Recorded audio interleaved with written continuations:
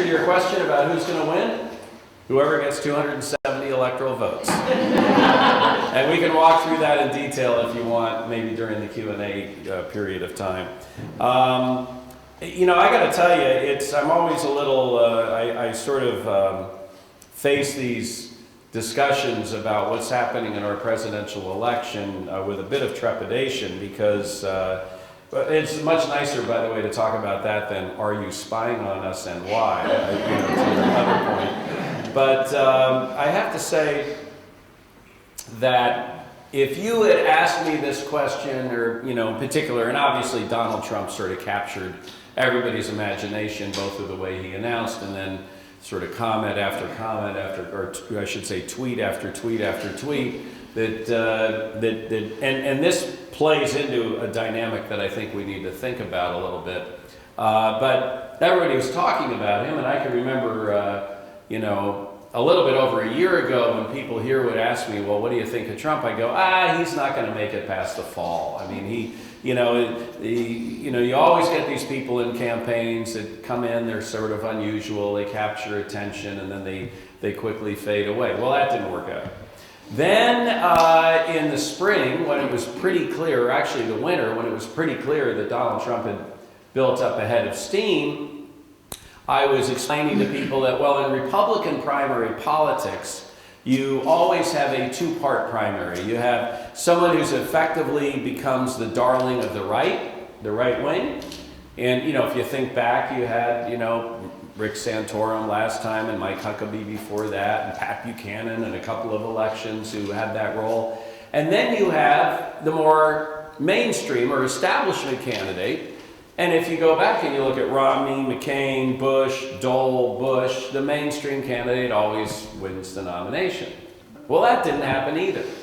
And I mean, I think there's a political reason for that, and then I think there's also a broader, almost societal reason for it in terms of what Mr. Trump seems to have tapped into. The political reason is normally you have the candidate who emerges as the candidate of the right running against a single mainstream establishment candidate who, in every one of those names that I had mentioned, had run for president on previous occasions and come up short. But they were very, very well known. Even Ronald Reagan, who at the time people would have thought, well, he was kind of coming from the right. It was his third try for the presidency. He'd been governor of California for 2 terms. He was very well known in Republican establishment circles. And so in this time, you had Donald Trump in a field of 17 candidates. And when you have 17 candidates running, if someone can get 15, 20% of support, of primary support, they're going to start winning a lot of primaries and caucuses. And because in an environment where you got one group of people vying to be the establishment choice, and there were a number of those running this time, the most famous being Jeb Bush, but you had, you had Rubio, you had Kasich, you had several senators and former governors, the Governor Perry, the governor of Texas, a whole bunch of them running in that lane. And then you had a number of people running in the right lane, Ted Cruz probably, being the one who ended up being the second most successful in that. And Donald Trump just went farther to the right than everybody else. And so consequently, he immediately, when he kind of came out of the box with his comments about immigrants and all that, he immediately attracted a following. And that following was enough to give him the head of steam that allowed him to then move on and start winning primaries and caucuses. So then what happened on the establishment side is these people started dropping out. So what you ended up with in the Republican primary, I was right on one thing, it was 2 people, but it was both 2 people from the right.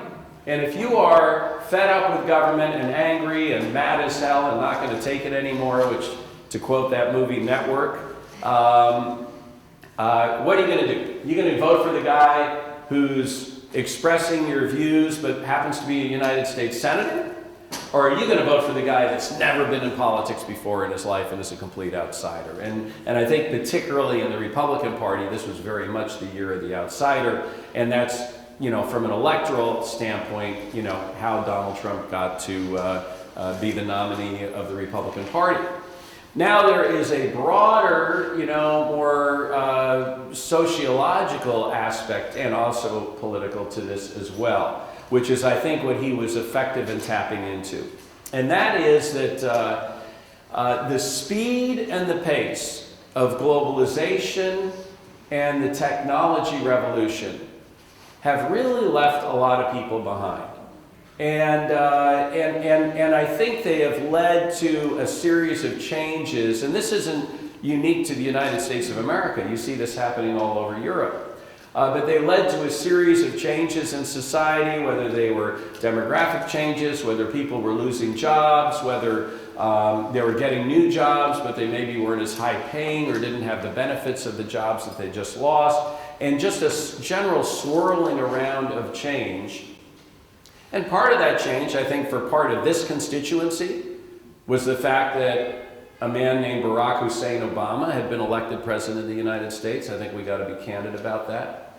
But with all that change taking place, that's unsettling. It's an unsettling dynamic.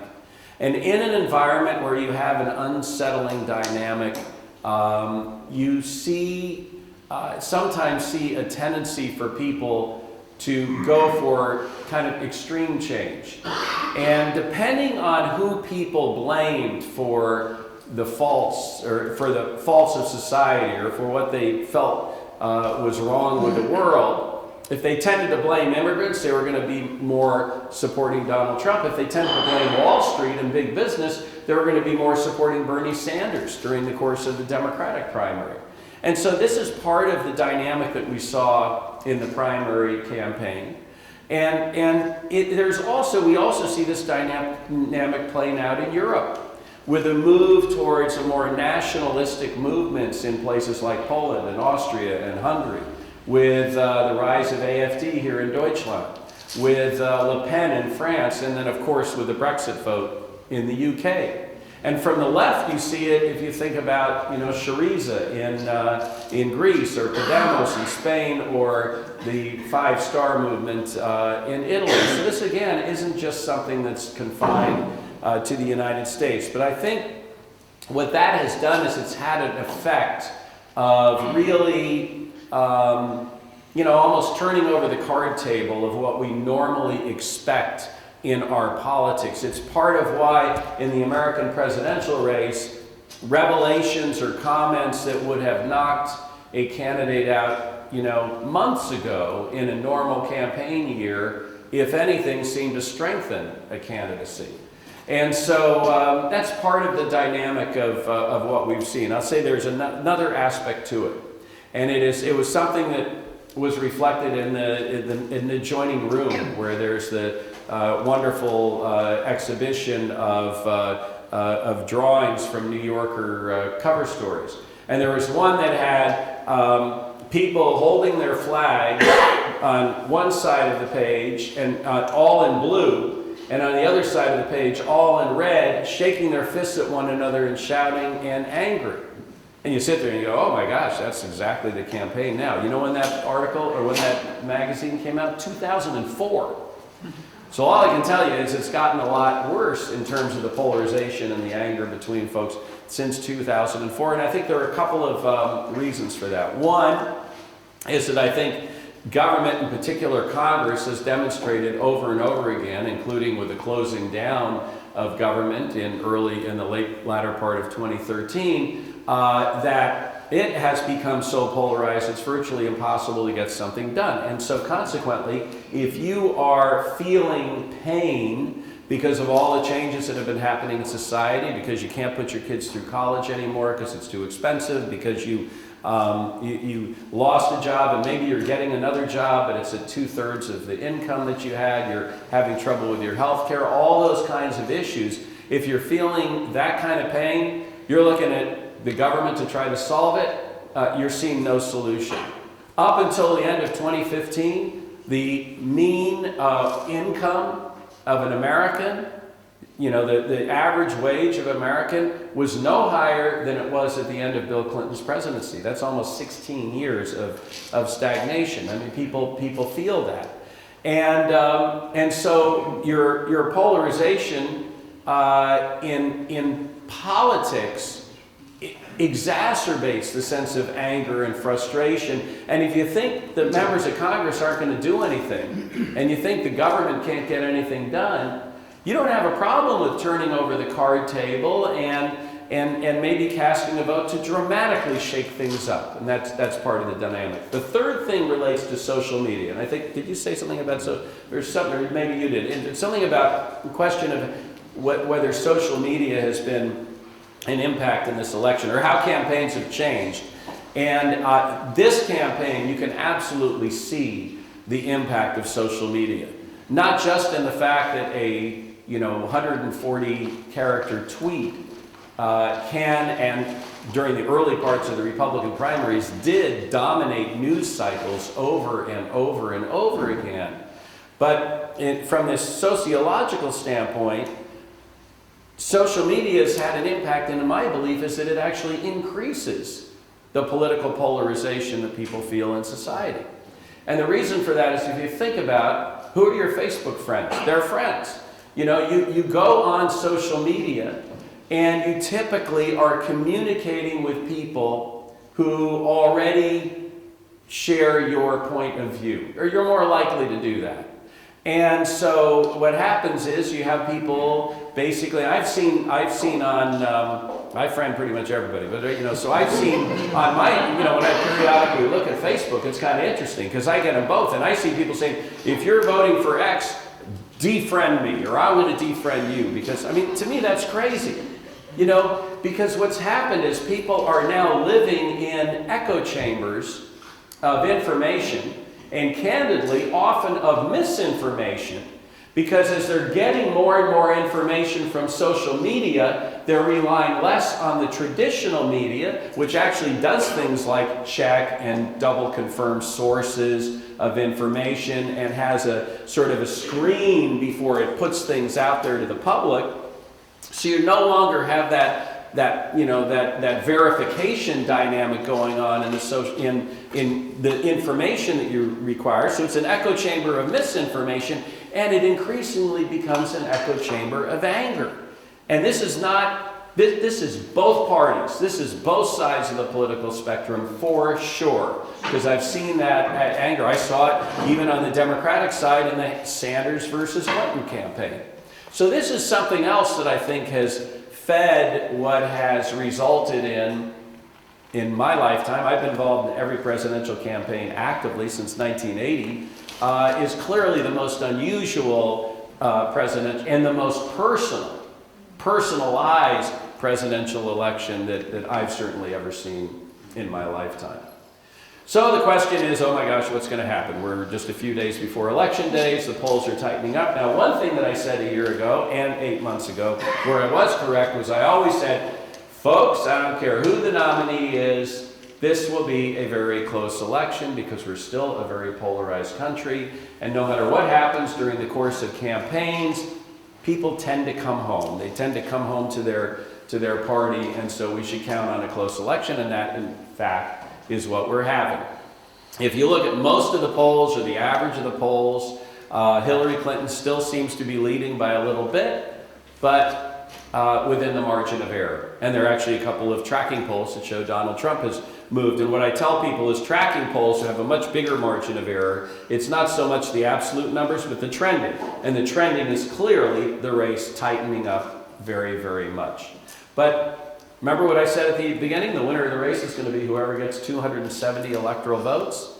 The next president will not be determined, as Al Gore sadly discovered, by who gets the most popular votes. It's going to be determined by who wins the most electoral votes. And the electoral votes are essentially a winner-take-all by state process. And each of the states, plus the District of Columbia, are awarded a number of electoral votes on the basis of their population, because they get 2 votes for every senator they have, and every state has 2 senators, and they get the same number of votes for every member of Congress they have, and the members of Congress are assigned on the basis of population. So a state like Wyoming, which is a very small population, has 3 electoral votes, and my home state of California, with the biggest population by far in the country, has 55 electoral votes.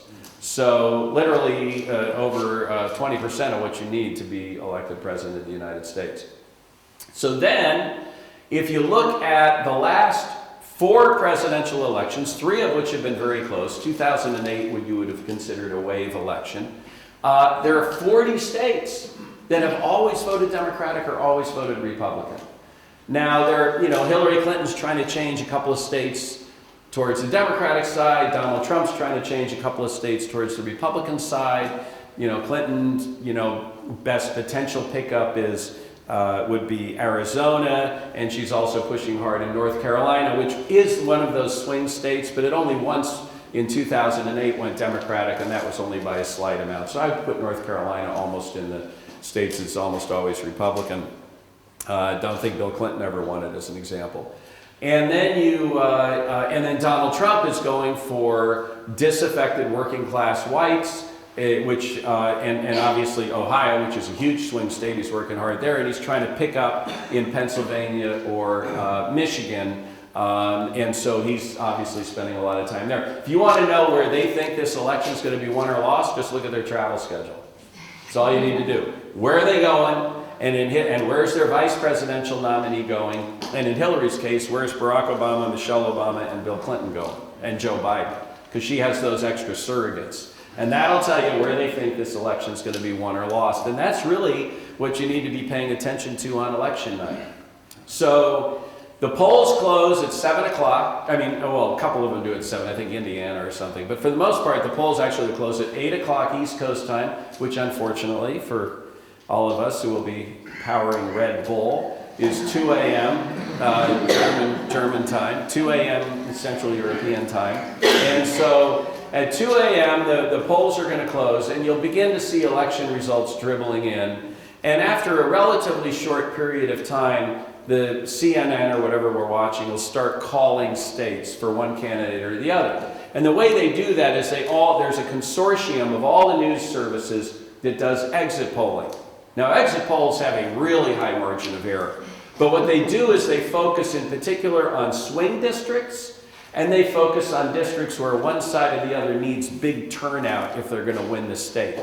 And they look at what the turnout is, and they look at the swing districts, and they do their exit polling. And if, as the real poll numbers start coming in, the real election returns start coming in, if they get them from places where they did exit polls and the real numbers are beginning to track the exit poll results, then they have a relatively high degree of confidence that one candidate or another is going to win, and they'll call that state for that candidate. So pretty soon after 2 a.m., you're going to see states like, Connecticut and Vermont and New York, perhaps, New Jersey get called for Hillary Clinton, and you're going to see states like Alabama, Mississippi, South Carolina, West Virginia get called for Donald Trump. Well, depending on where your predilections are, don't get excited or freak out, because that's just going to happen. What you want to be paying attention to, the first one you want to be paying attention to, and it's a relatively small state, is New Hampshire. Because under most of the paths to victory that Donald Trump has, New Hampshire would be a critical state for him. Hillary can win it without New Hampshire, but she'd sure like it a lot. So New Hampshire will be an early one. Another one that would be interesting is Virginia, because Virginia is a state that traditionally had been in that swing state. Bush won it twice, Obama won it twice, but the demographics of Virginia are changing, so it's more favoring the Democrat. And of course you have Tim Kaine, Hillary's vice presidential nominee, who's from Virginia and very popular there. So the way I look at Virginia is this: if they call Virginia early, that's good news for Hillary Clinton. If they go into it and they're looking at 50%, 60% of the votes, and they still haven't called it, even if she wins it, that's probably bad news for her, because it means she's having trouble in a state that she should be winning. Same thing with Pennsylvania. Now, Pennsylvania's voted Democratic every year election since 1992, when Bill Clinton got elected. And it should not only be Democratic. Hillary should win that state by 5 to 7 points, easy. I think Obama won it by 8 or 9 points. And so, but Pennsylvania's one where the Trump campaign is throwing in a ton of resources because it's one state that he really needs to turn if he's going to get to 270 and do that electoral math.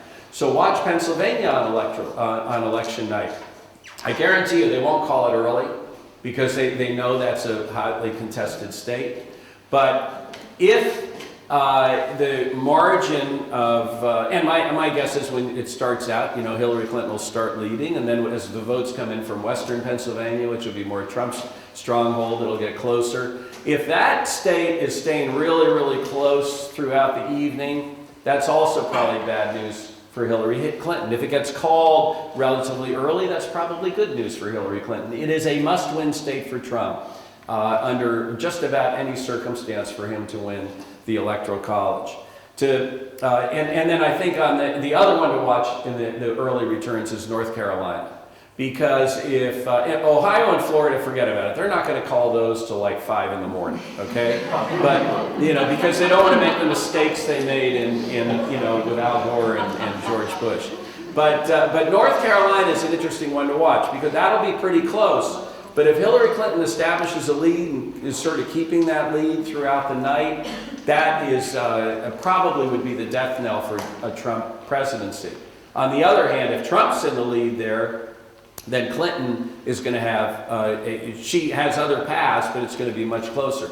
And the reason I keep saying that about Trump has to win this state or that state is because when you look at those 40 states that always go Democrat or always go Republican, Hillary Clinton has about 50 more electoral votes than Donald Trump does.